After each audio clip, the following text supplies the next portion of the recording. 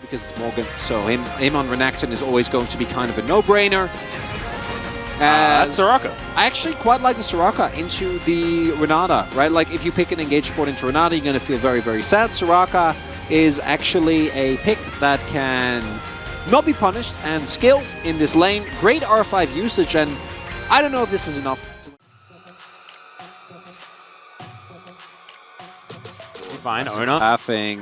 Yeah, and Permafrost, remember, extremely dangerous, and there is the mist. The flash already used, the ignite is down, of course. Which I do think is a great call. So, get the award to come through here. Yeah.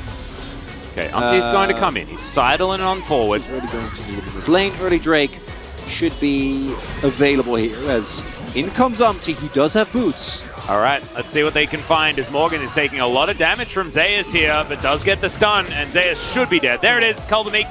It's going to come through, and that is first blood to the Lord's Renekton. Really substantially behind now. Most of his lanes are doing well. All right, well, there is Karis being delivered to Faker here. Ona gets himself the stun. Karis tries to get out, but it's not going to work. T1 bite back. As efforts coming over, putting down vision. Faker just walking through the silence field, not too worried about it, but Faker may have overextended. There's the flash, he gives him the thumbs up. As the Emperor's Divide comes in, can he get the bailout? The answer's no.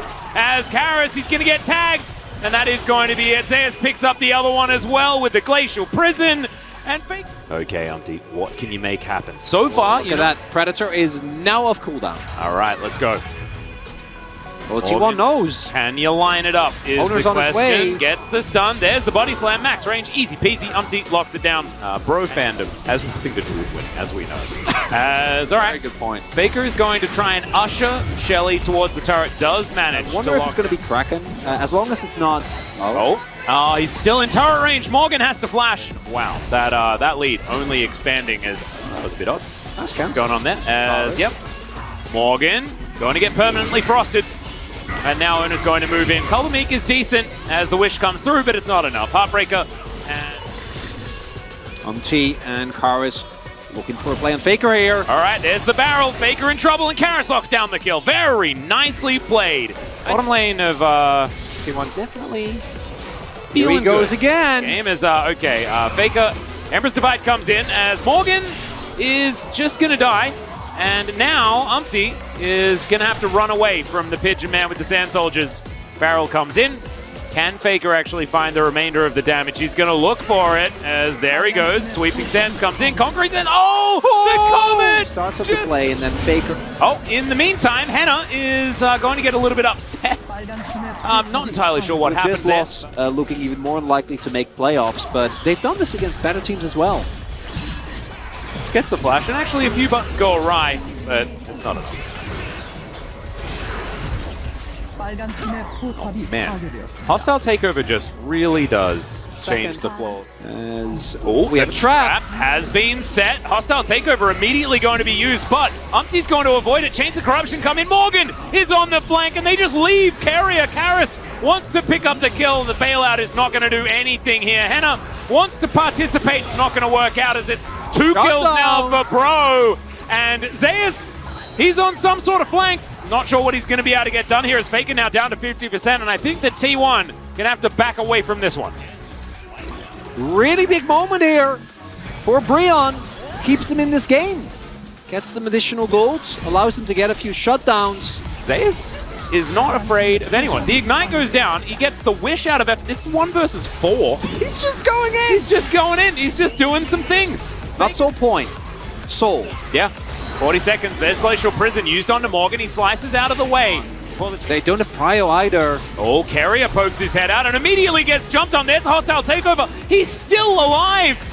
Somehow. If they can't join the fight, he's way too low. Might have to give this one up, T1. See whether they do. As now Faker, he's going to go out the back of the pit. Zeus moves up to the front, but now Henna with red and white guns, he's dangerous. I'll allow that. The Lord's Renekton is a late game threat. Always has been, always will be. As Chains of Corruption come in, as I may have cursed him because the Emperor's Divide is going to cut him in half. There we go, that's the first kill for the team fighters immediately. What? Where did Henna go? Umpty is now looking to try and grab Faker, but it's not going to work out. Well, for Breon, now 5 5k gold deficit. And outside of a caster curse, what went wrong here? Well, we saw a couple of these attempts already, and Brion try and fight a little bit too hard for priority. So this time the CC chain does come through. There isn't enough heal available yet, and due to Faker's ultimate, the rest of Brion has to like peel back, right? Like immediately a couple of flashes are forced. And Henna doesn't have his flash, so the stun's going to come in, and he's just, yeah, Henna's real dead.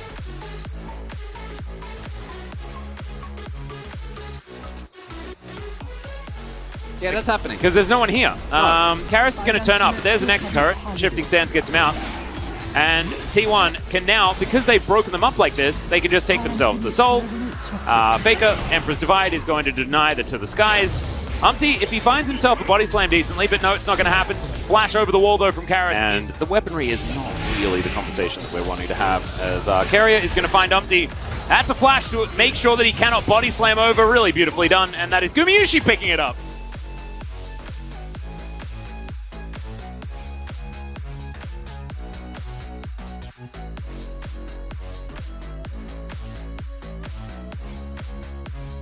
As, yeah, there's only one lane still alive here for Brion.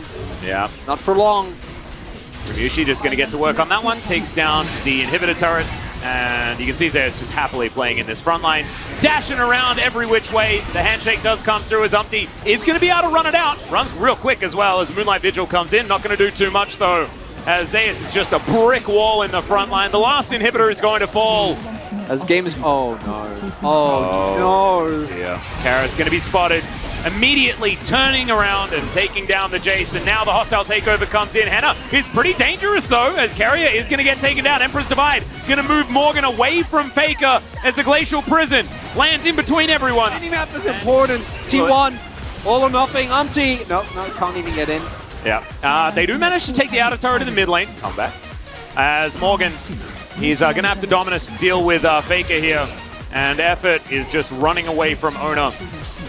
This Nexus turret, not long for the world. And Faker has a one-track mind. Alright, that's a flash forward from Ona. Henna is in so much trouble. Faker will swoop in, collect that one, and move on towards winning this game. That Nexus turret was taken down. Ona took the life of Effort and then used his silence to make sure he could get on top.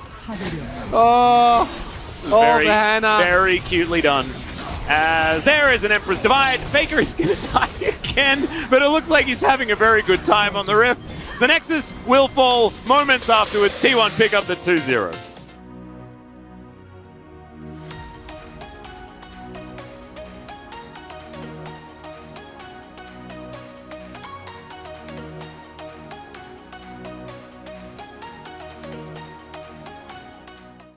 But doesn't always need to be. But sometimes it can be the guy doing the things.